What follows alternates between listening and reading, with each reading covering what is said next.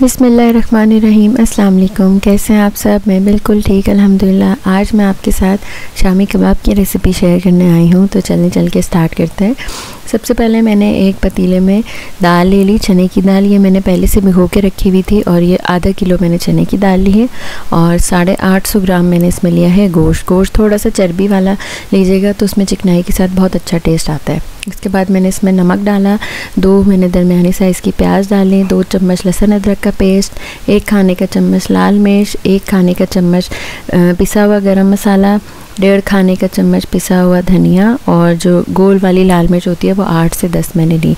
आप इसमें नमक और मसाले लाइक मिर्चें वगैरह अपनी मर्ज़ी से कम ज़्यादा कर सकते हैं। उसके बाद आप इसको ढक के पकने दें।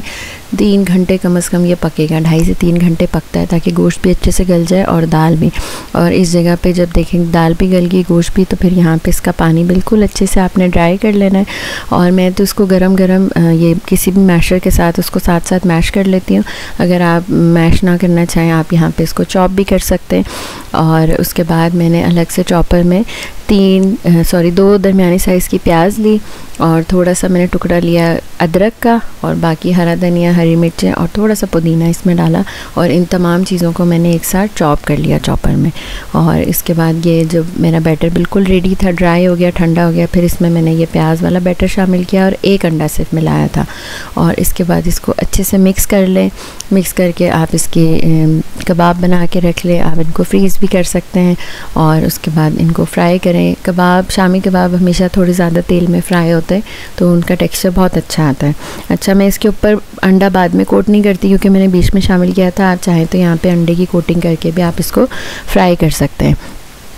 और यहाँ पे शामी कबाब देखे मेरे रेडी हो गए। और इसके बाद आप इनको सर्व करें किसी भी चीज़ के साथ, चावल के साथ चाहें, जैसे भी चाहें, खाली भी खाएं, बहुत मज़े के बनते हैं।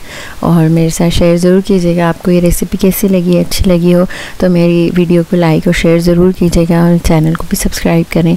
मिलते हैं नेक्स्ट वीडियो में किसी अच्छी रेसिपी के साथ। तब तक के लिए अल्लाह हाफ़िज़।